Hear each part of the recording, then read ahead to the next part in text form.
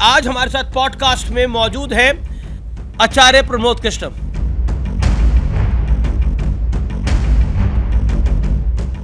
कांग्रेस ने आपको निकाल दिया, लेकिन आप गए कहीं नहीं। कल तक मैं कांग्रेस के साथ था, आज मैं देश के साथ हूँ। अब कांग्रेस एक नया आरोप लगा रही है आपके ऊपर। वो कह रही है कि जितने लोग जा रहे हैं सबकी डीलिंग आचार्य प्रमोद कृष्णम करा रहे हैं। अभी और कुछ लोग ऐसे हैं जिनका नाम आपको मालूम नहीं है। तो आप बता दीजिए। बड़ा आश्चर्य होगा। वो कहते हैं आचार्य जी जल्दी कोई फैसला लो, हमारा दम घुट रहा है। कमलनाथ जी की बात हो रही थी कि नहीं हो रही थी? आप पूछना कमलनाथ जी से कि उन्हें कैसे बात करते हैं राहुल जी। आप पूछना दिग्विजय सिंह जी से। आज की जो कांग्रेस है वो राहुल गांधी जी के नौकरों की कांग्रेस है। क्या वाकई राहुल गांधी की और प्रियंका गांधी के बीच में कोई अनबन है? राहुल गांधी जी का जो कैंप है वो तो चाहता प्रियंका गांधी घर में बैठ के रोटी बनाए। कैंप में है कौन कौन?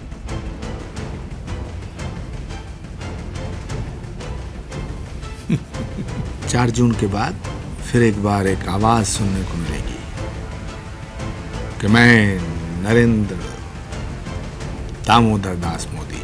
और कांग्रेस का क्या हाल हो? बर्बाद गुलिस्तां करने को एक ही उल्लू काफी था। हर शाख पे उल्लू बैठा है, अंजामे गुलिस्तां क्या हो। नमस्कार व्यूअर्स, मैं हूं अमीश देवगन और आप देख रहे हैं ट्रेंडिंग विद अमिश। और आज हमारे साथ पॉडकास्ट में मौजूद है कांग्रेस से निष्कासित आचार्य प्रमोद कृष्णम। आचार्य प्रमोद कृष्णम, आपका अभिनंदन है। कांग्रेस ने आपको निकाल दिया, लेकिन आप गए कहीं नहीं। कहाँ हैं आप आजकल? देखिए अमीश देवगन जी, कल तक मैं कांग्रेस के साथ था, आज मैं देश के साथ हूं। और मुझे लगता है कि कांग्रेस के साथ होने से देश के साथ होना बड़ी बात है। लेकिन कांग्रेस ने आपको निकाला, लेकिन उस पार्टी ने आपको मान भी दिया, सम्मान भी दिया, चुनाव भी लड़वाया, और आरोप यह है कि आपने पार्टी के खिलाफ ही काम कर दिया। अमीश जी, वैसे तो जिन रास्ते से गुजरना ना हो उनके बारे में वहाँ कितने मोड़ थे, कितने मोड़ आएंगे, कितने क्या था, उस पर बात नहीं करनी चाहिए। लेकिन क्योंकि आपने बात छेड़ दी है तो मैं आपको बताना चाहता हूँ, बल्कि आप भी सोचिए, क्या राम का जिक्र करना कांग्रेस विरोधी है? क्या सनातन की बात करना सनातन विरोधी है? क्या वंदे मातरम का समर्थन करना सनातन कांग्रेस विरोधी है? क्या रघुपति राघव राजा राम, जो महात्मा गांधी की हर सभा की शुरुआत हुआ करती थी, उस रघुपति राघव राजा राम की राम धुन का समर्थन करना कांग्रेस विरोधी है? क्या देश के प्रधानमंत्री से मिलना सनातन विरोधी है, कांग्रेस विरोधी है? क्या राम मंदिर की प्राण प्रतिष्ठा में जाना कांग्रेस विरोधी है? अब सब आप भी पंगा बड़ा ले लेते।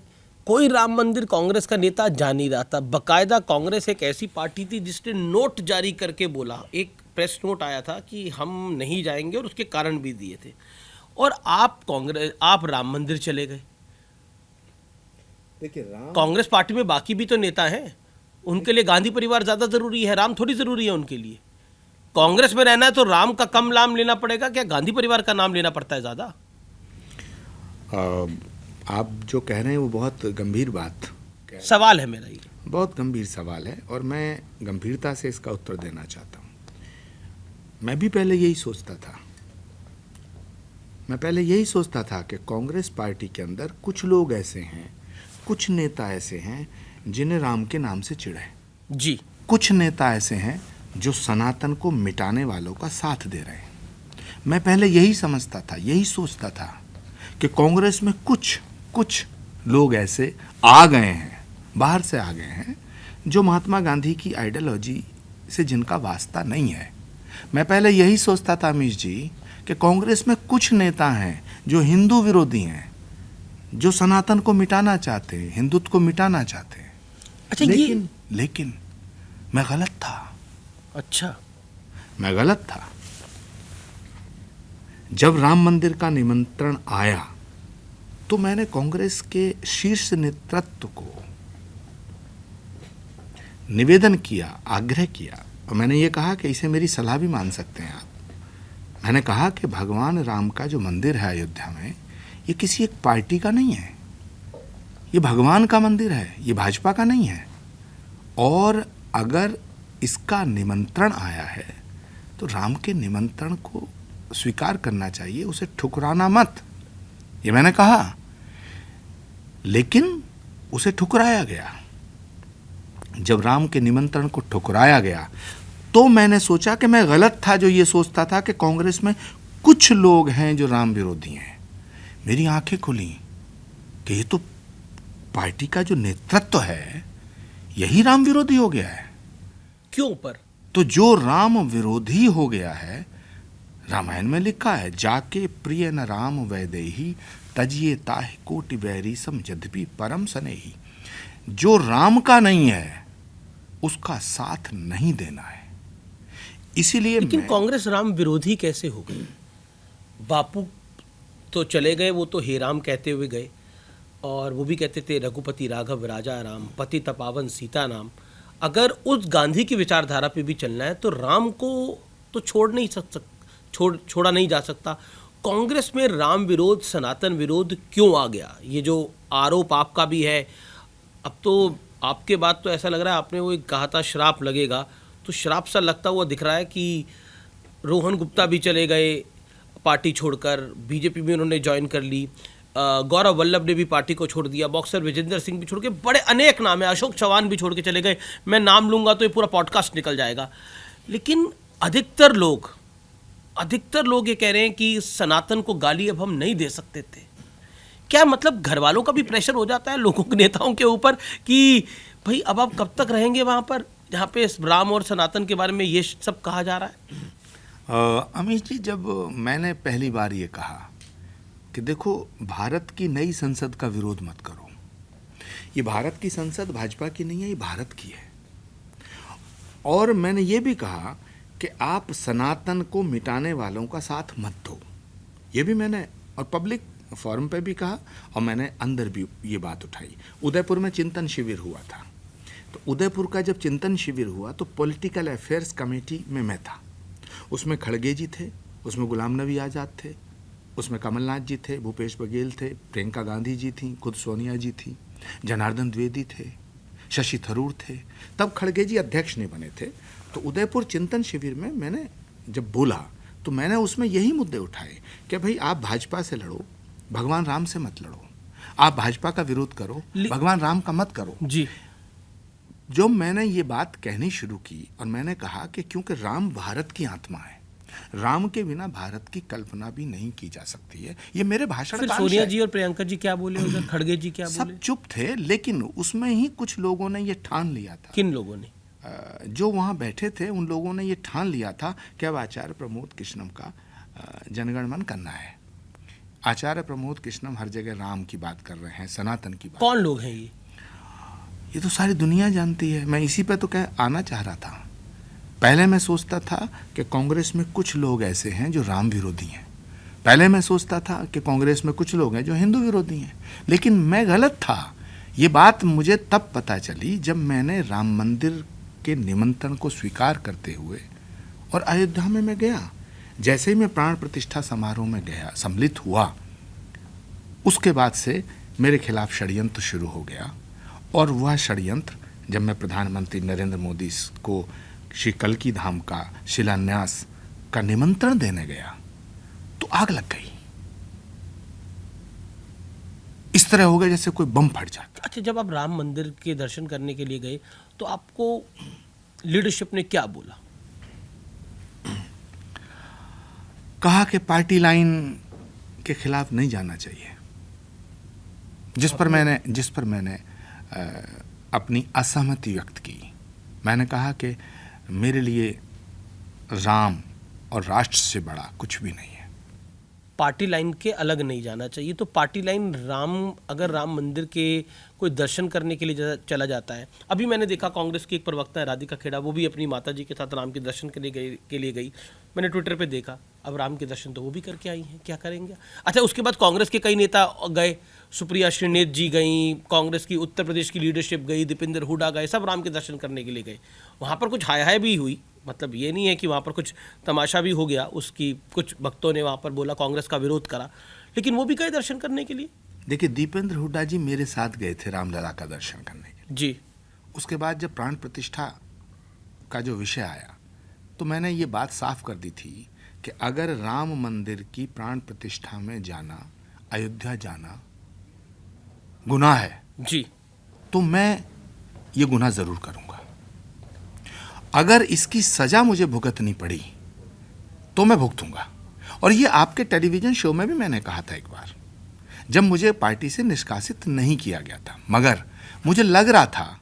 अच्छा, मैं आपसे एग्जैक्टली पूछता हूँ कि आपको उन्होंने बोला कि पार्टी लाइन से बाहर जाना चाहिए, नहीं बाहर नहीं आपको जाना चाहिए, लेकिन एग्जैक्टली किसने क्या बोला? देखिए, एग्जैक्टली किसने क्या बोला, इसको आप इस पे ज़्यादा जोर मत दीजिएगा। जी। आप ये जान लीजिएगा कि मैंने ये कहा कि ये पार्टी की जो लाइन आपने तय की है ये गलत है। अच्छा, मैंने कहा कि ये पार्टी की जो लाइन है ये गलत है। अभी आपने यही तो मैं आपको बताना चाह रहा हूं कि जब उदयपुर का चिंतन शिविर हुआ जी जी, तो मैंने इस पे जोर दिया कि आप वंदे मातरम से लड़ बैठते हो, आप भारत माता की जय से लड़ रहे हो, आप राम मंदिर से लड़ रहे हो, आप राम नाम से लड़ रहे हो, आप भारत की संसद से लड़ रहे हो, आप चाहते क्या हो? ये भारत है भाई। तो सवाल इस बात का है, ये महात्मा गांधी की कांग्रेस है या मोहम्मद अली जिन्ना की कांग्रेस है? ये मैंने कहा और ये मैं कह रहा हूं, आपको भी आज बताना चाहिए। अब आप कहेंगे, अच्छा एक और चीज़, अभी आपने बोला कि जब हम मोदी से मिले तो आग ही लग गई, तो जब आप नरेंद्र मोदी से मिले उसके बाद आपको कई सारे फ़ोन आए होंगे पार्टी के अंदर भी, कुछ लोग तो कह रहे होंगे कि हमारा भी जुगाड़ करा दो वहाँ पर जाने का, हमको भी वहाँ पे व्यवस्था करा दो हमारी जाने की आपकी पार्टी के अंदर, लेकिन आग क्यों लग गई थी जब आप नरेंद्र मोदी से मिल के आए? देखिए, दो नज़रिए हैं, दो पहलू हैं। एक पहलू है भारत के प्रधानमंत्री नरेंद्र मोदी जी का।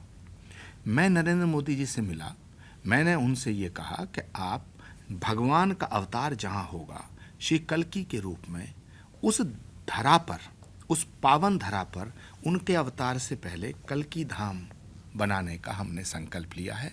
हम चाहते हैं, हम नहीं, देश के करोड़ों लोग चाहते हैं जिनकी आस्था है कि भगवान राम के सारे काज आपने अपने हाथों से किए हैं। जहाँ भगवान आया उसके सब काम आपने किए। जहाँ भगवान आएगा उस मंदिर की आधारशिला आप अपने कर कमलों से रखें। एक सवाल मेरे मन में आ रहा है, मैं पूछ लेता हूँ, मैं भूल जाऊंगा फिर। वो सवाल ये है कि आप कांग्रेस में थे, आपके पास ऑप्शन तो राहुल गांधी भी थे। बिल्कुल, आपका सवाल वाजिब है, बहुत अच्छा सवाल है, बड़ा गंभीर सवाल है, इसका जवाब दूंगा। मैं अपनी पहली उस बात को पूर्ण कर दूं, आपके सवाल का जवाब जरूर दूंगा कि नरेंद्र मोदी जी के पास ये हक था कि वो मुझसे ये कह सकते थे कि पहले आप बीजेपी ज्वाइन करो, तब मैं कल्कि धाम का शिलान्यास करूंगा। बिल्कुल। लेकिन मैं नरेंद्र मोदी जी की विराटता की प्रशंसा करना चाहता हूं, सराहना करना चाहता हूं। इतना विराट व्यक्तित्व कि जो मेरे कॉज को देख रहा है, मुझे नहीं देख रहा है। उन्होंने मुझे नहीं देखा, उन्होंने मेरे उद्देश्य को देखा। उन्होंने देखा कि मेरा उद्देश्य पवित्र है, उन्होंने देखा मेरा उद्देश्य सनातन का है, उन्होंने देखा मेरा उद्देश्य राष्ट्र की एकता का है, भारत की संस्कृति और सभ्यता का है कि भारत में होने वाले भगवान के अवतार का धाम बना रहे हैं। उन्होंने एक बार भी नहीं कहा अमीश जी, और उन्होंने कहा कि आपका उद्देश्य पवित्र है, मैं आऊँगा। ये नरेंद्र मोदी का व्यक्तित्व है, ये नरेंद्र मोदी की विराटता है। तो आग कैसे लग गई थी? और इधर लगी ना आग। कैसे लगी? उधर तो अमृत बरस रहा था जी, आग तो इधर लगी कांग्रेस। जब मैं निकला उसके बाद हड़कंप मच गया कि ये तो प्रधानमंत्री नरेंद्र मोदी को इनवाइट करके आए, इन्हें पार्टी से निकालो। तो जो चंडाल चौकड़ी थी, कौन है चंडाल चौकड़ी? नहीं, चंडाल चौकड़ी में कौन कौन है ये आपको पता है और ये सारी दुनिया को पता है, लेकिन नहीं फिर भी चंडाल तो नहीं पता होगा। लेकिन आज आपके इस विशेष शो में ये महत्वपूर्ण बात नहीं ये है। चंडाल चौकड़ी का तो खुलासा कर दीजिए। अमीश जी, आपके शो में ये बताना ज़रूरी नहीं है कि चंडाल चौकड़ी में कौन कौन है। ये बताना महत्वपूर्ण है कि चंडाल चौकड़ी का सरदार कौन है। अच्छा, अब कांग्रेस एक नया आरोप लगा रही है आपके ऊपर। वो कह रही है कि जितने लोग जा रहे हैं सबकी डीलिंग आचार्य प्रमोद कृष्णम करा रहे हैं। मतलब ये शब्द बोले जा रहे हैं कि ये सबको आचार्य प्रमोद कृष्णम पूरी लाइन देते हैं, क्या बोलना है क्या नहीं बोलना है, ऐसा कुछ चक्कर है। सिंधिया को किसने लाइन दी? आरपीएन सिंह को किसने लाइन दी? अभी वाले जो गए अशोक हैं। तंवर को किसने लाइन दी? सुष्मिता देव को किसने लाइन दी? जितिन प्रसाद तो आपके साथ भोजन करते थे रोज रात को, उन्हें किसने लाइन दी? अशोक चौहान को लाइन कौन दे रहा है? ये जो G23 बना था जिसने चिट्ठी लिखी कपिल सिब्बल और गुलाम नबी आजाद, इनको किसने लाइन दी? आनंद शर्मा। और अमीश जी अभी तो आप देखना ये जो लोग जा रहे हैं, ये जो गए हैं, अभी तो 4 जून 2024 का रिजल्ट आने दो। रिजल्ट, चलिए मैं रिजल्ट पे तो बाद में आऊँगा, लेकिन एक सवाल हमारा रह गया। राहुल जी को भी बुला सकते थे आप कल्कि धाम के शिलान्यास में। अच्छा मौका था आपके पास अपने नंबर बढ़ाने का भी, आपको कोई बड़ी टिकट मिल जाती, राज्यसभा भी मिल जाती। अमीश जी अगर उनकी श्रद्धा होती कल्कि धाम में जी, तो पिछले 25 सालों में एक बार तो आते। कल्कि धाम एक पवित्र स्थल है, भगवान का मंदिर, उसकी आधारशिला, उसकी जो आधारशिला है वो पवित्र हाथों से रखवाई जाती है। तो आपको लगता है राहुल जी के हाथ पवित्र नहीं? अमीश देवगन जी, माथा देख के चंदन लगाया जाता है। भगवान के मंदिर की आधारशिला उनके हाथों से नहीं रखवाई जा सकती जो बीफ खाने का समर्थन करते हो, गोमांस खाने का समर्थन करते हो, जो राम के मंदिर के प्राण प्रतिष्ठा के निमंत्रण को ठुकराते हो, जो राम के नाम से चिढ़ते हो, जो महात्मा गांधी की कांग्रेस को मोहम्मद अली जिन्ना की कांग्रेस बनाने के रास्ते पे हो, जो भारत माता की जय ना बोलता हो, जो वंदे मातरम ना बोलता हो, जो राम का नाम ना लेता हो, जो सनातन के नाम से चिढ़ता हो, आप मंदिर का शिलान्यास, मंदिर की आधारशिला, मंदिर की पहली ईंट उन हाथों से कैसे रखाई जा सकती है? वो तो पवित्र हाथ चाहिए, श्रद्धा चाहिए, आपको किसी ने आस्था चाहिए। आपको किसी ने एडवाइस करा था प्रधानमंत्री मोदी से शिलान्यास करने का, या फिर ये आपका खुद का आइडिया था? नहीं, मुझे एडवाइस किया था, मुझे सलाह दी थी, बल्कि सलाह नहीं, मुझे हुक्म दिया था, मुझे आदेश दिया था कि पूरे भारत में भगवान के मंदिर की बुनियाद रखने के लिए, आधारशिला रखने के लिए सिर्फ एक ही व्यक्ति है, उसका नाम है नरेंद्र भाई मोदी। आदेश किसने दिया था? भगवान ने। आपको भगवान ने आदेश दिया था? आप क्या सोचते हो? देश का प्रधानमंत्री, वो भी नरेंद्र मोदी। मैं तो उनका विरोधी हूं। बिल्कुल थे आप। मैं तो 20 साल से उनका विरोधी। और अभी भी आप बीजेपी में गए नहीं हो? नहीं, सवाल बीजेपी का और कांग्रेस का है ही नहीं अमीश जी। सवाल बीजेपी और कांग्रेस का नहीं, सवाल इस देश का है, सवाल भारत के मूल्यों का है, सवाल भारत की संस्कृति और सभ्यता का है, सवाल सनातन के मूल्यों का है। अगर सनातन भारत में नहीं रहेगा तो कहां रहेगा? भारत की भूमि सनातन का ओरिजिन है।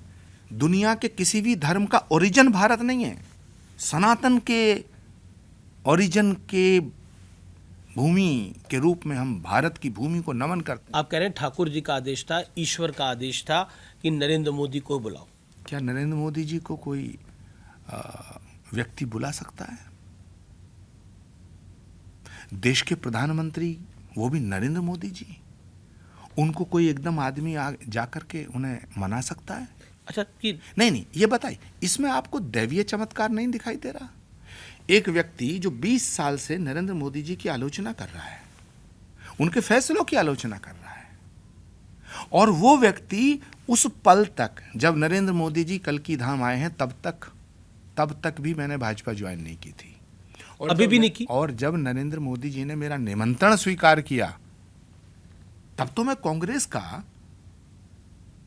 वरिष्ठ नेता था, प्रियंका गांधी का सलाहकार था।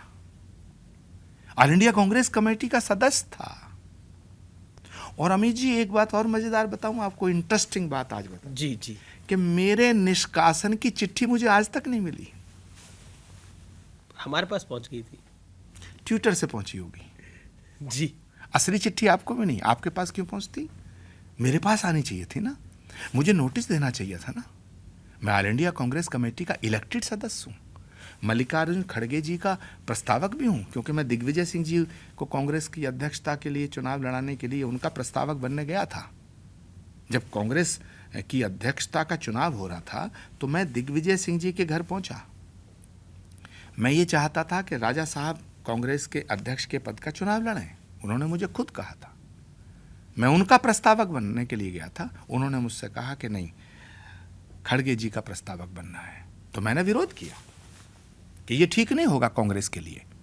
कांग्रेस का अध्यक्ष वो होना चाहिए जिसमें रीढ़ की हड्डी हो। मैं मोदी जी पर वापस आना चाहता हूँ, फिर आता हूँ खड़गे जी के ऊपर। खड़गे जी की भी कहानी लंबी है, पूरी सुनेंगे आपसे। लेकिन प्रधानमंत्री से आपकी मुलाकात रही, उस मुलाकात में अगर मैं आपसे ये पूछूं क्या बात हुई तो वो बहुत सवाल सही नहीं होगा।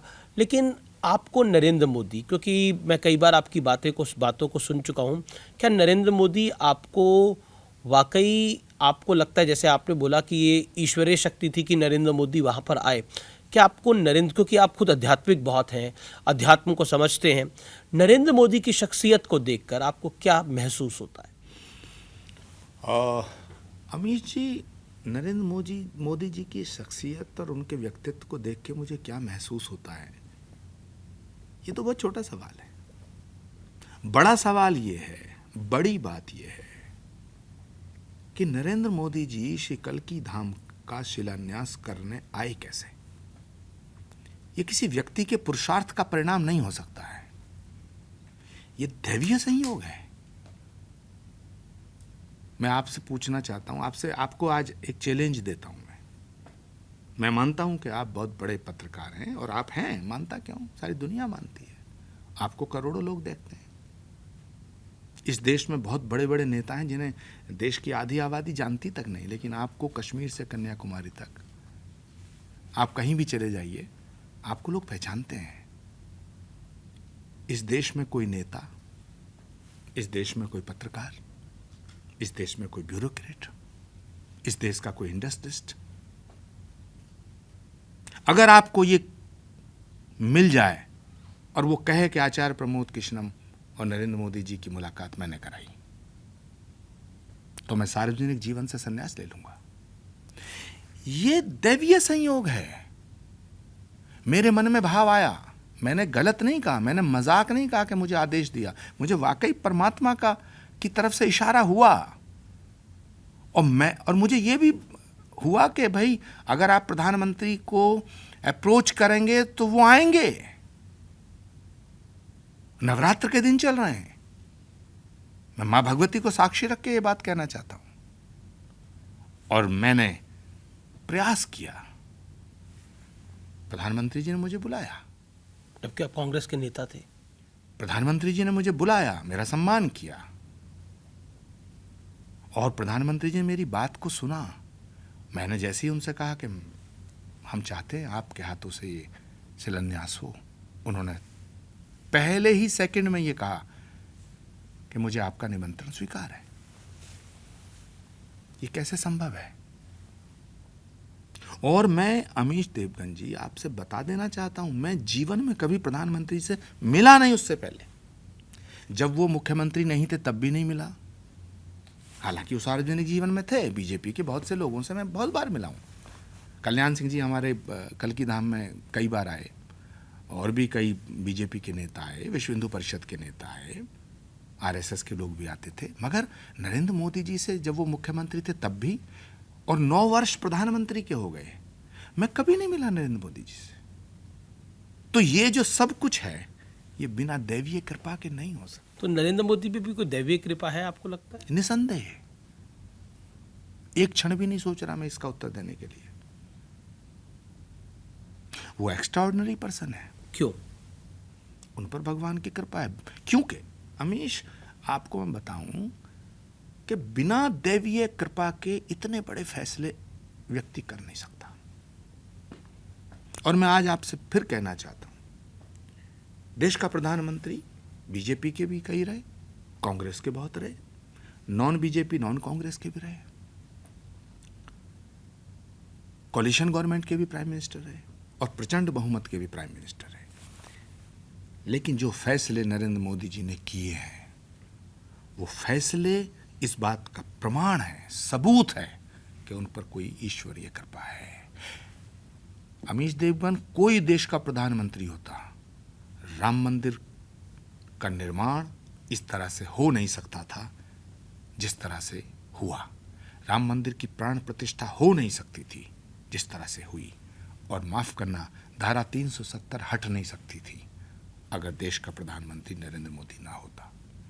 देश का प्रधानमंत्री अगर नरेंद्र मोदी की जगह कोई और होता जी, अगर देश के प्रधानमंत्री के पद पर नरेंद्र मोदी जी की जगह कोई और होता तो श्री कल्की धाम का शिलान्यास भी नहीं हो सकता था।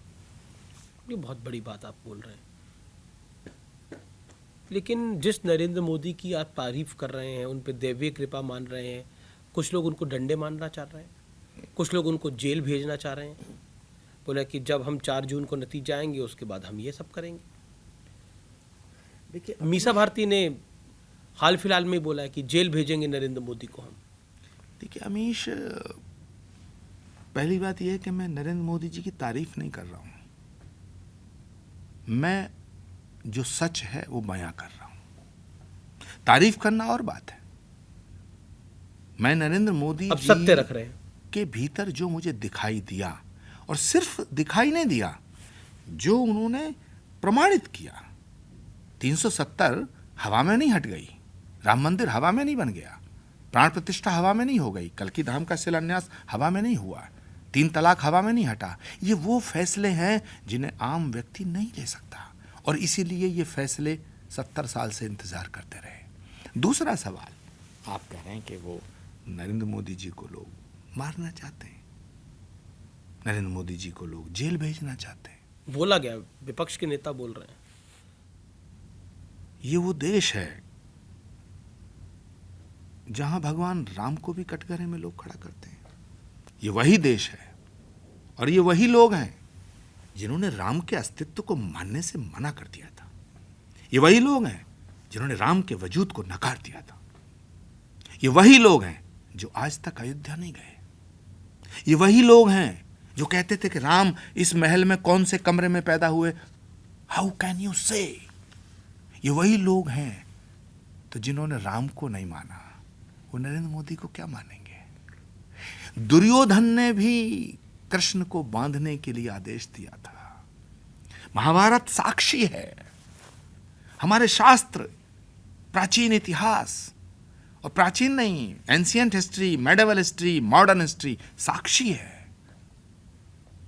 कि जब जब कोई सत्य के पथ पर चलता है तो जितने भी असत्य के समर्थक होते हैं वो उसका विरोध करते हैं, उसका कैरेक्टर एसेसिनेशन करते हैं, उसके खिलाफ साजिश करते हैं, उसके खिलाफ षड्यंत्र करते हैं, लेकिन अंत में सत्यमेव जयते, सत्यमेव जयते, सत्यमेव जयते।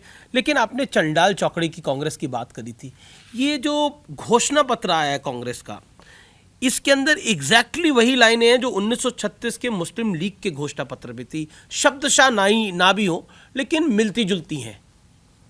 तो आपने तो बोल दिया ये कांग्रेस क्या मोहम्मद अली जिन्ना की हो गई है। ये मुस्लिम लीग के घोषणा पत्र को कांग्रेस ढो क्यों रही है, और कौन बना रहा है ये सब चीज़ें? ये वही चंडाल चौकड़ी है क्या जिन्होंने रामलला के मंदिर में जाने से भी इनकार करवा दिया था कांग्रेस पार्टी से? देखिए, ये आपका जो सवाल है ना, ये सवाल ही गलत है। आग से उम्मीद करो कि वो जलाए ना, जी। सांप से उम्मीद करो काटे ना, शेर से उम्मीद करो शाकाहारी हो जाए। जी। प्रश्न ये पैदा, गाय से उम्मीद करो मांसाहारी हो जाए, ये संभव नहीं है, ये अननेचुरल है। पहले ये फैसला करना होगा आपको कि ये कांग्रेस वो कांग्रेस है जो महात्मा गांधी की कांग्रेस थी, वो कांग्रेस है जो रघुपति राघव राजा राम से अपनी सभा की शुरुआत करती थी, ये वो कांग्रेस है जिसका नारा वंदे मातरम होता था। ये वो कांग्रेस है जो भारत माता की जय कश्मीर से कन्याकुमारी तक लगाती थी। ये वो कांग्रेस अगर होती तो राम के मंदिर से परहेज करती, राम के वजूद को नकारती। ये अगर वो कांग्रेस होती तो राष्ट्र के खिलाफ नारे लगाने वालों के साथ खड़ा होती। उनको सबसे बड़ा नेता मान रहे हैं। अगर ये वो कांग्रेस होती तो भारत के टुकड़े करने वालों का समर्थन करती। अगर ये वो कांग्रेस होती तो भारत के टुकड़े करने वाले, नारे लगाने वाले नेताओं को कांग्रेस में सम्मिलित किया जाता, कांग्रेस के चेहरा बनाए जाते। अगर ये वो कांग्रेस होती तो प्रश्न ये आपका गलत है। इस कांग्रेस से और कोई उम्मीद मत करिएगा। उनको उससे वोट मिल रहा है, ये वो कांग्रेस, वो कहते हैं उससे वोट मिलेगा हमें। अमीश देवगन, ये वो कांग्रेस नहीं है। वो कांग्रेस गई। अगर ये वो कांग्रेस होती तो माफ करना, ना गुलाम नबी आजाद जाते, माफ करना, ना अशोक चौहान जाते, ना अशोक तंवर जाते, ना सुष्मिता जाती, ना जितेंद्र जाते, ना ज्योतिरादित्य जाते, कोई नहीं जाता। और कमलनाथ जी जैसा बड़ा नेता भी एक बार को। तो कमलनाथ जी तो आपके मित्र भी हैं, तो कमलनाथ जी की बात हो रही थी कि नहीं हो रही थी, कि जा रहे थे कि नहीं जा रहे थे, कहानी क्या है अंदर की? देखिए, पहली बात तो यह है, कमलनाथ जी का मैं बहुत सम्मान करता हूं और बहुत ही अच्छे इंसान हैं और बड़े नेता हैं। कमलनाथ जी, गुलाम नबी आज़ाद, आनंद शर्मा, दिग्विजय सिंह जी, जनार्दन द्विवेदी, ये सब वो लोग हैं, भूपेंद्र हुड्डा जी, ये सब वो लोग हैं, वो नेता हैं जिन्होंने इंदिरा गांधी जी के साथ काम किया जी, जिन्होंने राजीव गांधी जी के साथ काम किया, सोनिया जी के साथ काम, जिन्होंने सोनिया गांधी जी के साथ काम किया, जिन्होंने सीताराम केसरी के साथ काम किया।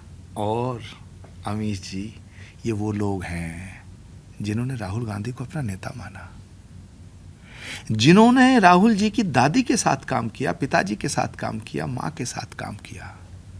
ये वो लोग हैं।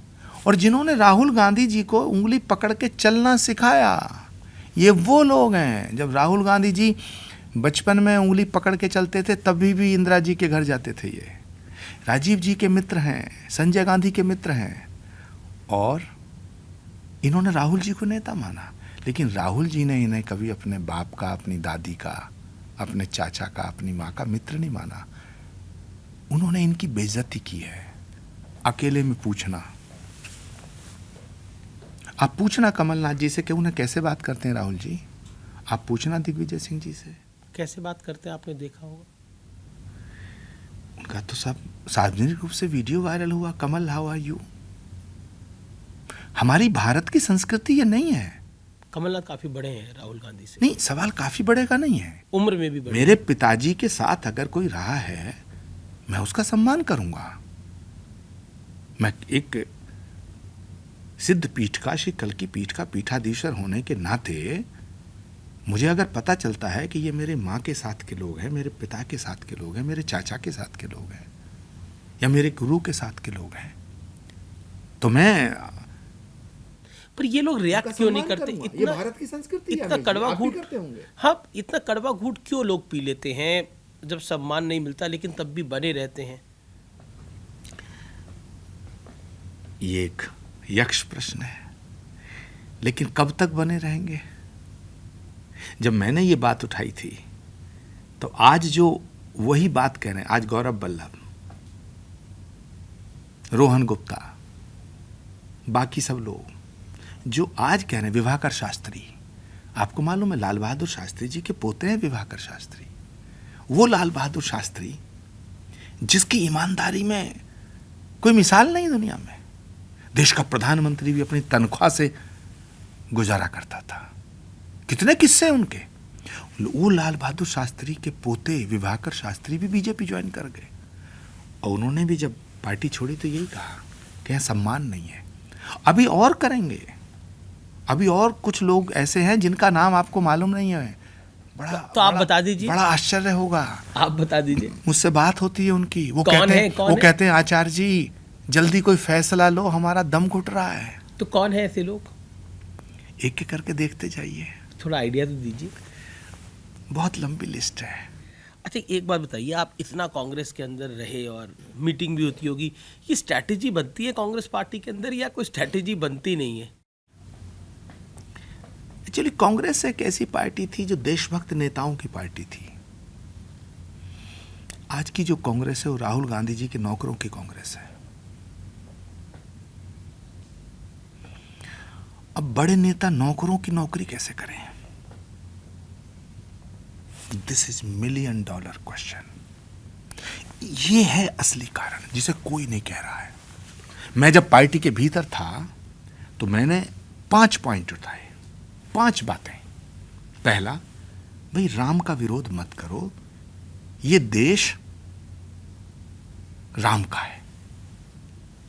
दूसरा पॉइंट उठाया कि आप नरेंद्र मोदी जी के फैसलों की आलोचना करो, नरेंद्र मोदी से नफरत मत करो, क्योंकि देश की जनता देश के प्रधानमंत्री से नफरत को अच्छा नहीं मानती। 2 पॉइंट। मैं आपको बहुत बड़ी बात कहने जा रहा हूं। लेकिन मैं एक सवाल है मेरा, आपने बोला कांग्रेस नौकरों, राहुल गांधी की नौकरों की पार्टी है। अब तो आप ये आरोप लगाएंगे क्योंकि आपने को कांग्रेस ने निकाल दिया है, आप इस तरह की बातें कहेंगे ही। लेकिन पहले आप नहीं बोले, सवाल आएगा पहले क्यों नहीं बोले? भाई राहुल गांधी के नौकर तो तब पहले भी होंगे, तो क्या तब आप भी राहुल गांधी के नौकर थे क्या? यही तो प्रॉब्लम है, मैं नौकर नहीं था इसलिए तो निकाल दिया। और जहां तक सवाल आप कह रहे हैं पहले बोलने का, मैंने तो पब्लिक डोमेन में मेरी 500 सलाहें हैं। यही तो मैं कहना चाह रहा था। मैंने कहा कि भाई आप राम का विरोध मत करो, सनातन का विरोध मत करो। मैंने कहा कि भाई आप राम मंदिर के निमंत्रण को मत ठुकराओ। और सुनिए अमीश जी, मैंने ये कहा कि अगर राहुल गांधी कांग्रेस की अध्यक्षता स्वीकार नहीं कर रहे हैं तो फिर सबसे लोकप्रिय चेहरा प्रियंका गांधी का है। प्रियंका गांधी को कांग्रेस का अध्यक्ष बना दो। और मैंने एक सलाह और दी थी कि राजस्थान में अशोक गहलोत अब बासी हो गए हैं, सचिन पायलट को बना दीजिए, सचिन पायलट को मुख्यमंत्री बना दो। अब मुझे बताओ इनमें से कौन सी मेरी ऐसी सलाह थी जो कांग्रेस के विरोध में थी, पार्टी लाइन के विरोध में थी? अच्छा, ये राहुल और क्योंकि बार बार बस चलता रहता है को आप प्रियंका जी के एडवाइजर रहे, क्या वाकई राहुल गांधी की और प्रियंका गांधी के बीच में कोई अनबन है? ये जो बार बार आती रहती है, आपकी राय क्या है इसके ऊपर? देखिए, प्रियंका जी का मैं बहुत सम्मान करता हूँ और मैं ऐसा मानता हूँ कि वो अपने भाई से बहुत प्रेम करती हैं। नेचुरल है, बट नेचुरल है, भाई बहन में बहुत प्रेम होगा। लेकिन पॉलिटिकल पावर देना नहीं चाहते प्रियंका गांधी जी को राहुल गांधी कैंप। राहुल गांधी कैंप, फैसले सारे राहुल गांधी जी के कैंप के द्वारा होते हैं। कैंप और राहुल गांधी जी का जो कैंप है वो नौसिखियों और नॉन पॉलिटिकल लोगों से भरा हुआ है और वो वामपंथी विचारधारा से पूरी तरह ओतप्रोत है। तो अब सवाल उठता है कि क्या सिर्फ कैंप है? तो 1 बार, 2 बार, 3 बार, 4 बार, 1 साल, 2 साल, 3 साल, 4 साल, 5 साल, तो कौन ऐसा लीडर है जिसको ये पता ही ना चले कि तेरे कैंप में जो लोग हैं वो चाहते क्या है? अब मैं आपसे एक बात पूछना चाहता हूं। प्रियंका गांधी को महासचिव बनाया गया दूसरी बार। जब प्रियंका गांधी जी को महासचिव बनाया गया तो जो चिट्ठी जारी हुई उसमें सारे महासचिव के आगे उनके पोर्टफोलियो लिखे गए। किसी के आगे लिखा गया राजस्थान का प्रभारी, किसी के आगे लिखा गया फ्रंटल ऑर्गेनाइजेशन का प्रभारी, किसी के आगे लिखा गया इलेक्शन का प्रभारी, किसी के आगे लिखा गया उत्तर प्रदेश का प्रभारी। प्रियंका गांधी जी के आगे लिखा गया without any portfolio, general secretary without any portfolio. अब ये प्रियंका गांधी जी का सम्मान है या उनका अपमान? ये फैसला तो आप कर लेंगे, आपको करना चाहिए। प्रियंका गांधी जी को पॉलिटिकल पावर नहीं दी गई है। कौन नहीं चाहता? ये राहुल गांधी के कैंप में है कौन कौन? राहुल गांधी जी का जो कैंप है वो तो चाहता प्रियंका गांधी घर में बैठ के रोटी बनाए, राजनीति छोड़ दे। कैंप में है कौन कौन?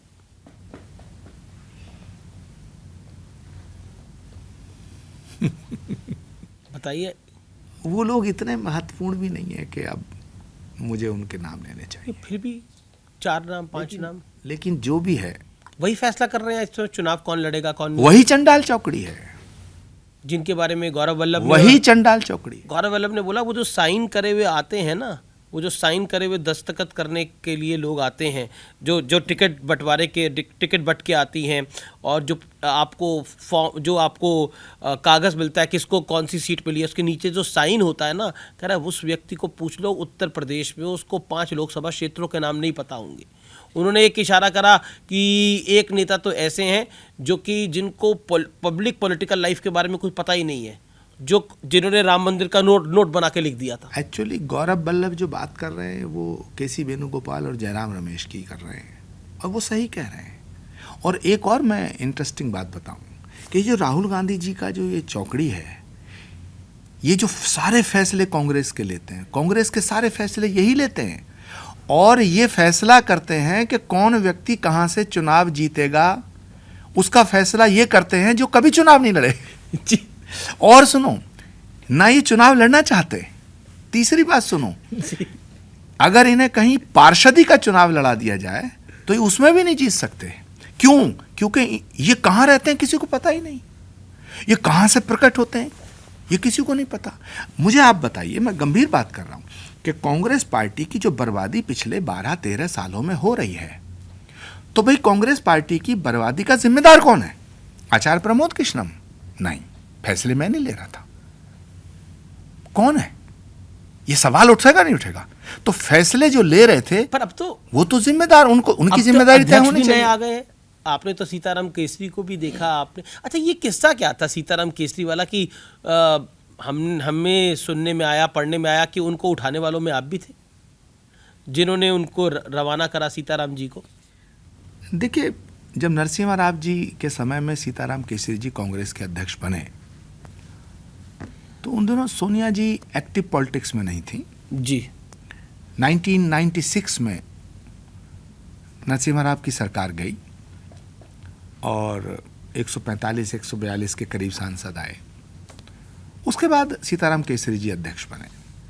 तो सीताराम केसरी जी के नेतृत्व में चुनाव हुआ, और सीताराम केसरी जी के नेतृत्व में जब चुनाव हुआ तो पता अमित जी, 141 सांसद आए थे, 141-142। यानी कि इस देश में जब से कांग्रेस बनी है तब से लेके आज तक सबसे कमजोर अध्यक्ष माना गया सीताराम केसरी। अच्छा, ये आपने उठाया था उनको? सुनिए, मैं बात पूरी कर लूं जी। सीताराम केसरी जी को कमजोर अध्यक्ष मानते हुए ये सवाल उठा कि कांग्रेस की इतनी दुर्दशा कि कांग्रेस 140 सीट लेके आई है, इसलिए अब सीताराम केसरी को हटा दिया जाए। जो लोग सीताराम केसरी को इसलिए हटाए थे कि वो 140 सांसद उनके नेतृत्व में जीत के आए, वो 52 सांसद जिसके नेतृत्व में जीत के आए, 45 जिसके नेतृत्व में जीत के आए, इनको क्यों नहीं पार्टी से निकाला जाता? नहीं, मैं इस पर आता हूं, लेकिन आप उस सवाल पे नहीं आ रहे मेरे कि सीताराम केसरी को उठाने वालों में आप भी थे। तस्वीरों में हमने देखा है। एक्चुअली क्या था, हम लोग बहुत कम उम्र के थे, बहुत जोश में। क्या किस्सा था वो? हम लोग चाहते थे सोनिया जी आए, गांधी परिवार कांग्रेस का नेतृत्व करे। अच्छा, एक सवाल, सीताराम केसरी को हटाने का आदेश कहां से आया था? सोनिया गांधी जी के यहाँ से, कि उठा के फेंक दो। विंसेंट जॉर्ज ने, अर्जुन सिंह जी, गुलाम नबी आजाद, राजेश पायलट, जितेंद्र प्रसाद, सबने बोला कि इसको उठा जीती भाई, जितेंद्र प्रसाद जी के पिताजी, बोला कि इनको उठा के फेंक दो। राजेश पायलट जी, और आप सब कार्यकर्ताओं को यह आदेश दिया गया कि भाई अब इनको उठा के फेंका। उनके साथ बदतमीजी की गई कांग्रेस दफ्तर के अंदर। क्या बदतमीजी हुई थी? धोती खोली गई थी उनकी? बदतमीजी हुई, गालियां दी गई, उनकी धोती खोल दी गई थी, और इस सबको बाकायदे वरिष्ठ नेताओं के द्वारा शीर्ष नेतृत्व को बताया जा रहा था, और वहां प्रसन्नता का माहौल था। लेकिन अब वो इतिहास हो गया है। गांधी परिवार का आदेश आया, मतलब हायर लीडरशिप का, टॉप लीडरशिप का आदेश आया, और उसके जिस पे आपने कई नेताओं के नाम गिराए, उन्होंने सीताराम केसरी के साथ बदतमीजी करने के लिए बकायदा बोला गया, और बकायदा ये बोला गया था कि उनकी मतलब धोती खोलिए, उनके साथ बदतमीजी करिए, गालियां दीजिए। देखिए, अब उस दौर के बहुत से लोग तो चले गए ऊपर, लेकिन फिर भी वो किस्सा इस देश की जनता के बीच में जाना चाहिए। बहुत लोग ऊपर चले गए, लेकिन इतना ही मैं कहना चाहूँगा, उन दिनों हम 30-32 साल के रहे होंगे, जोश में थे। हम लोग बहुत जोश में थे, सभी लोग। और हम क्या करते, हम तो बहुत उसमें छोटे कार्यकर्ता के रूप में थे, लेकिन हाँ, इन सब नेताओं से प्यार मिलता था तो हम इनके साथ थे। हम उसके साक्षी हैं, उस घटना के। और आप सीताराम केसरी जी के बारे में बहुत चिंतित हो रहे हैं। कुछ दिन रुक जाओ, खड़गे जी के साथ भी ऐसा ही होगा। अच्छा, आप कह रहे खड़गे जी के साथ भी ऐसा ही होगा? पर खड़गे जी तो अध्यक्ष हैं, उनको तो बाकायदा बाजे गाजे के साथ अध्यक्ष बनाया गया। आप कह रहे हैं सारे फैसले खड़गे जी ले रहे हैं। अध्यक्ष तो केसरी जी भी थे। खड़गे जी का भी एक वीडियो आपने देखा ही होगा। खुद उन्होंने कहा कि भी मेरी कोई सुनता नहीं है। कई बार खड़गे जी से मेरी बात हुई। मेरी क्या, जितने भी नेता हैं सब आप पूछिए कि को बुलाइए पॉडकास्ट में। कांग्रेस के नेताओं को बुलाया करिएगा, आप उनसे पूछिएगा कि जब वो कहते हैं खड़गे जी ये फैसला ठीक नहीं है, तो खड़गे जी का जवाब क्या होता है। खड़गे जी कहते हैं कि भाई मेरे हाथ में कुछ नहीं है, मुझे जैसा वो कहेंगे मैं बोल दूंगा। अच्छा, मतलब आप कह रहे हैं खड़गे जी के ऊपर भी कोई हाई कमांड है? वही हाई कमांड है जिसका जिक्र संजय निरुपम कर रहे हैं, वही हाई कमांड है असली, जिसको मैं चंडाल चौकड़ी कह रहा हूँ। मतलब आप कह रहे हैं पार्टी का जनरल सेक्रेटरी जो है वो अध्यक्ष से ज़्यादा ताकतवर है? नहीं, ज़्यादा ताकतवर और थोड़ा ताकतवर होने का डिसीजन मेकिंग सवाल नहीं है। ताकत ही नहीं है अध्यक्ष में। एक चपरासी नहीं लगा सकते वो। कांग्रेस दफ्तर में एक पियोन अपॉइंट नहीं कर सकते without permission of KC Venugopal. अब केसी वेणुगोपाल में शक्ति कहाँ से आती है ये दुनिया जानती है। कहाँ से? राहुल गांधी से? प्रियंका गांधी से? नहीं, प्रियंका गांधी जी के तो बहुत खिलाफ है। केसी वेणुगोपाल? केसी वेणुगोपाल नहीं चाहते कि प्रियंका जी राजनीति में रहें। जयराम रमेश नहीं चाहते कि प्रियंका गांधी कांग्रेस की महासचिव रहें। तो राहुल गांधी से शक्ति आ रही है केसी वेणुगोपाल की। अब मुझसे तो आ नहीं रही है, अमीश देवगन से तो आ नहीं रही है। कहाँ से आ रही है? और कौन है कांग्रेस में बचा? कौन? ये लोग प्रियंका गांधी को विदाउट एनी पोर्टफोलियो लिख करके पूछिए। अब क्योंकि ये बहुत ही व्यक्तिगत बातें हैं, हाँ, लेकिन आप अकेले में जरा कैमरा बंद करके पूछिए भूपेंद्र हुड्डा जी से, पूछिए दिग्विजय सिंह जी से, पूछिए कमलनाथ जी से, पूछिए राशिद अली जी से, तो पूछिए विभाकर शास्त्री अभी छोड़ बिल्कुल, मेरे को मौका मिलेगा तो मैं पूछूंगा। अशोक चौहान से पूछिएगा, संजय निरुपम से पूछिएगा। संजय निरुपम से तो मेरी बात हुई, उन्होंने बोला कि हमारे यहाँ जो सनातन का विरोध चल रहा है और राम को लेकर जो कुछ लोगों में परेशानी है वो पार्टी के लिए परेशानी बन रही है। लेकिन मैं फिर एक सवाल नहीं है, एक संवाद है ये। और मल्लिकार्जुन खड़गे के आप कह रहे हैं कोई शक्ति नहीं है, लेकिन आपकी तो कई नेताओं से बात होती होगी, खड़गे जी से भी बात होती होगी, पहले तो होती होगी, अब तो नहीं ऑब्वियसली होती होगी। लेकिन क्या मल्लिकार्जुन खड़गे की भी परेशान है? परेशान नहीं है, दुखी है, बहुत दुखी है, पीड़ित है। इसीलिए अभी एक वीडियो उनका, उन्होंने खुद कहा मुझे धक्के मार रहे हो भाई। तो इसीलिए मैंने कहा आप केसरी जी के लिए रोना रो रहे हो, खड़गे जी के साथ क्या होगा भगवान। आप तो प्रेडिक्ट कर रहे हैं कि खड़गे जी का भी हाल सीताराम केसरी जैसा होगा। मैं ये प्रार्थना करता हूँ उनसे बुरा ना हो। उनसे बुरा भी होगा? आपको लग रहा है उसी लाइन पे आगे बढ़ रहा है मामला? मुझे कुछ नहीं लग रहा, जो है सबके सामने है। 4 जून को आपको क्या होता हुआ दिखता है? 4 जून आने दो, सबको दिख जाएगा। आपको क्या होता हुआ दिखता है 4 जून को? क्योंकि आप राजनीति को ऑब्जर्व भी करते हो, अध्यात्म के साथ भी जुड़े हुए हो। आपको 4 जून को क्या होता हुआ दिखता है? क्योंकि आपने कांग्रेस के बारे में प्रेडिक्ट किया कि 4 जून के बाद देखिए कांग्रेस में क्या होगा। मुझे लगता है कि क्या सरकार में आ जाएगी कांग्रेस 4 जून को? ये तो ऐसा मजाक है जो अकबर बीरबल के चुटकुलों से भी ज्यादा भयंकर है। आचार्य जी, अगर 4 जून को कांग्रेस की सरकार आ गई तो क्या होगा फिर? नहीं, सरकार आएगी, मजबूत सरकार आएगी कांग्रेस की। ये तो आप कह रहे हो। मैं पूछ रहा हूं आपसे, मैं तो पूछता हूं, कहते तो आप हैं।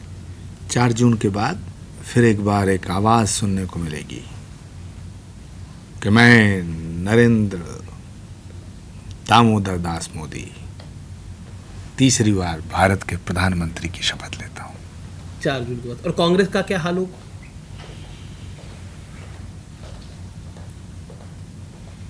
बर्बाद गुलिस्तां करने को एक ही उल्लू काफ़ी था। हर शाख पे उल्लू बैठा है, अंजाम गुलिस्तां क्या होगा। चलिए, इसके आगे मैं नहीं पूछता आपसे, लेकिन नवरात्रि के पावन दिन चल रहे हैं। ये तेजस्वी यादव ने मछली खाते हुए का एक वीडियो पोस्ट करा और फिर बाद में उसको लिए बोला गया कि उन्होंने पहले खाई थी, वीडियो बाद में पोस्ट किया। ये पूरे घटनाक्रम को आप कैसे देखते हैं? देखिए, पहली बात तो ये है कि ये एक बेहुदा तर्क है। ये जो सफाई दी गई है ये तर्क नहीं है, कुतर्क है। क्योंकि आपने क्या किया उससे ज़्यादा इम्पोर्टेंट है आपने क्यों किया। आपकी नीयत क्या है? क्या आप खुद ये नहीं कह रहे, आप तो खुद कह रहे हैं कि मैंने ये टेस्ट किया।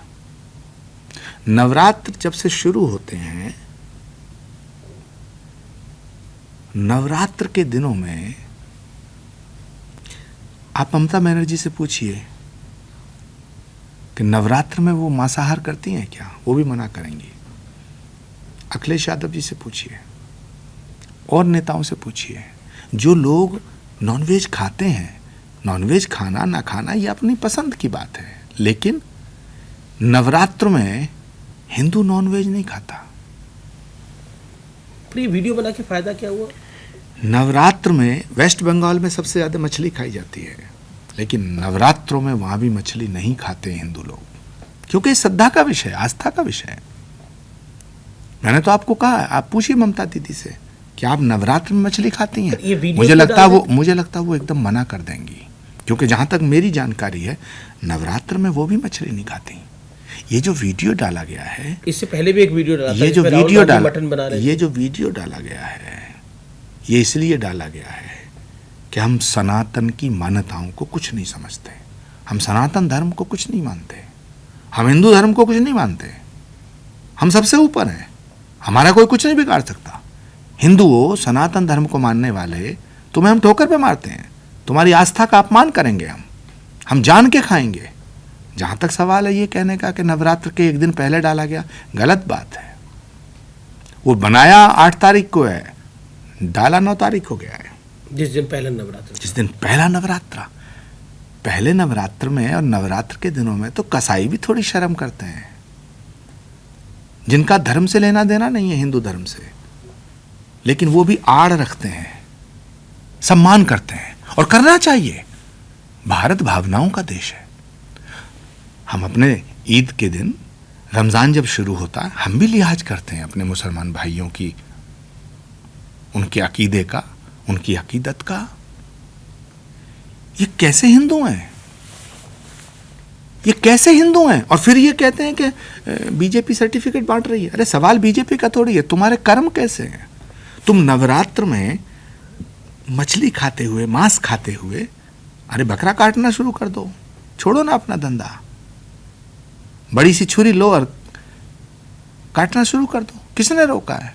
राहुल गांधी भी तो मटन बनाते हुए, उनका भी तो तस्वीर है। दुर्भाग्य है। सावन के सोमवार के दिन मटन बनाओगे और फिर उसका वीडियो डालोगे। सवाल यह है, आइडिया कौन दे देता है? अमीश नॉनवेज खाना ना खाना ये विषय नहीं है। अलग है।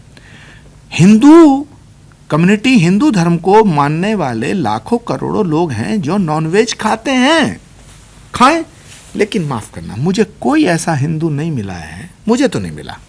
पर ये आइडियाज कौन देता है? मुझे कोई मटन बनाते हुए अपना वीडियो मुझे कोई ऐसा हिंदू नहीं मिला, चाहे वो किसी पार्टी का हो, चाहे वो पॉलिटिकल हो, नॉन पॉलिटिकल हो, ब्यूरोक्रेट हो, मुझे कोई ऐसा हिंदू नहीं मिला जिसने मुझसे कहा हो आचार्य प्रमोद जी हम नवरात्र में मटन की पार्टी करते हैं या हम मछली खाते हैं। मुझे तो नहीं। मैं आपसे सवाल पूछ रहा हूँ कि आइडिया कौन देता है राहुल जी को कि इस तरह के वीडियो बनाने के लिए और फिर पब्लिकली उसको पब्लिक डोमेन में डालने के लिए? दुर्योधन को द्रौपदी के नंगा करने का आइडिया किसने दिया था?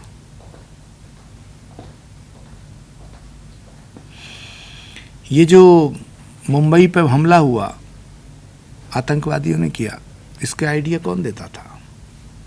जो अमेरिका में वर्ल्ड ट्रेड सेंटर को उड़ाया गया, कितने पढ़े लिखे लोग थे? ये सवाल नहीं है आइडिया कौन देता है, जो जिस मिजाज का होता है उसे वो आइडिया अच्छे लगते हैं। चलिए, एक और आइडिया आया है। रॉबर्ट वाड्रा कहते हैं कि उनको अमेठी से चुनाव लड़ना है, पार्टी लड़वा देगी। आपका अनुभव क्या कहता है? देखिए, राहुल गांधी जी के रहते हुए मुझे नहीं लगता कि प्रियंका गांधी जी, रॉबर्ट वाड्रा जी को चुनाव लड़वाया जाएगा। मुझे तो ये लगता है कि शायद प्रियंका जी को भी नहीं लड़वाया जाएगा, क्योंकि प्रियंका गांधी जी संसद में जाएं, ये चंडाल चौकड़ी को पसंद नहीं है, तो फिर रॉबर्ट वाड्रा जी को कैसे वो स्वीकार कर सकते हैं? लेकिन अगर कांग्रेस पार्टी उन्हें चुनाव लड़वाती है तो अच्छी बात है, एक नई पारी की शुरुआत करेंगे। जहाँ तक मेरी जानकारी है, रॉबर्ट वाड्रा जी बहुत सामाजिक कार्यों से जुड़े रहते हैं। एक आखिरी सवाल, आप बीजेपी में जाएंगे या नहीं जाएंगे? नरेंद्र मोदी जी कहेंगे तो जाऊंगा, और जब जाऊंगा तो आपको बता के जाऊंगा। बीजेपी में जाना कोई गुनाह थोड़ा ही है। बीजेपी एक, तो अभी तक क्यों नहीं गए? मोदी जी ने कहा नहीं। अच्छा, सब लोग सोचते हैं कि नरेंद्र मोदी हर वक्त पॉलिटिक्स की बात ही सोचते हैं, लेकिन आपके साथ जब उनका संवाद हुआ तो उसमें राजनीतिक बात कितनी हुई और अध्यात्म की बात कितनी हुई? कोई राजनीतिक बातें नहीं, कोई राजनीतिक बात नहीं हुई। हम लोग कम से कम 15-20 मिनट हमें मिलना था, लेकिन हम 39-38 मिनट हमारी बातें हुई। इतना प्यार, इतना सम्मान, भारत की संस्कृति की बात हुई, सनातन की बात हुई, धर्म की बात हुई, राष्ट्र की बात हुई, राष्ट्र को कैसे विश्वगुरु बनाया जाए भारत को, इसकी बात हुई। राजनीति और ओछी छतली बातें हुई नहीं जी। किसको क्या देना, किसको क्या लेना, ये बात नहीं हुई। लेने देने का, जो लेने देने की बात होती है वो तो डील है, वो तो डीलर करते हैं। लीडर तो राष्ट्र की बात करता है। और मैं दावे के साथ कहता हूँ कि दुनिया में हमारा सर गौरव से ऊंचा हो जाता है जब हम जब ये सोचते हैं कि हमारे पास नरेंद्र मोदी है। आचार्य जी, राहुल गांधी जी के भाषण कौन लिखता है, इसका खुलासा आज आप कर दीजिए। ये शोध का विषय है, ये शोध का विषय है। आपने कभी सलाह नहीं दी कि मैं लिख के देता हूँ? आप तो गंगा आरती के लिए भी ले गए थे एक बार हरिद्वार में, मैंने वो दृश्य देखा है। मुझे प्रियंका जी ने कहा था, और प्रियंका गांधी जी के कहने को मैं बहुत सम्मान देता था। उन्होंने मुझे कहा, मैंने बड़ी श्रद्धा के साथ गंगा आरती कराई, लेकिन अब वो उसका कितना प्रभाव उन पे पड़ा ये तो उनके प्रारब्ध का फल है या उनके कर्म का फल। लेकिन भाषण कौन लिखता है वैसे राहुल जी के? मुझे लगता है कि जो भी लिखता है वो लिखे हुए भाषणों से अलग ही बोलते हैं। ये शोध का विषय है। राहुल जी से आपकी मुलाकात हुई? बहुत दिनों से नहीं हुई। बहुत दिनों से जब भी मुलाकात हुई तो कैसी मुलाकात रही? कम, मेरी उनसे मुलाकातें कम हुई हैं। फिर भी जब भी हुई, ऑब्जर्वेशन क्या है आपकी? मुझे लगा कि उन्हें समझने के लिए मुझे 1-2 जन्म और लेना पड़ेगा। ऐसा क्यों? मैं सामान्य प्राणी हूं। और वो क्या है? मुझे ऐसा लगता है वो अपने आप को महामानव समझते हैं। उन्हें लगता है कि जैसे वो इस देश पे एहसान कर रहे हैं कि वो कांग्रेस पे एहसान कर रहे हैं, वरना इस तरह की बातें नहीं होती। राम के विषय में, कृष्ण के विषय में, गंगा के विषय में, गाय के विषय में, गायत्री के विषय में जो उनके भाव हैं।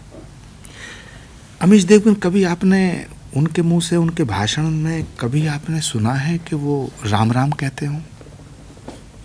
कभी आपने सुना है कि वो भारत कहते हों? अब ये आपको मैं उनकी स्पीच निकाल के देखिएगा। जो उनके लोग हैं स्पीच लिखने वाले, उनकी गलती कहिएगा या उनका भाव कहिएगा, किसी स्पीच में वो भारत नहीं कहते। उन्हें लगता है कि भारत भी सनातन का हिस्सा है। भारत भी सनातन का हिस्सा है। और है, इसीलिए वो अपने भाषणों में भारत नाम का शब्द भी प्रयोग नहीं करते। तो जो व्यक्ति भारत नाम के शब्द से भी चिढ़ता हो, बचता हो, वो भारत के जनमानस की भावनाओं की सम्मान कैसे कर सकता है? बस। चलिए, आपने बस बोला तो हम यहीं रुकते हैं, लेकिन ये संवाद रोकने का मन नहीं कर रहा, लेकिन समय फिलहाल इतनी इजाज़त दे रहा है।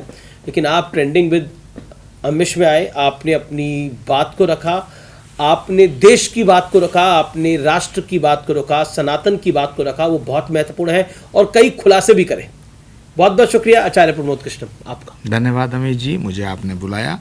आप कभी मुझे बुलाएंगे, मैं ज़रूर आऊँगा। मुझे भी बहुत अच्छा लगा कि दिल की बात हुई।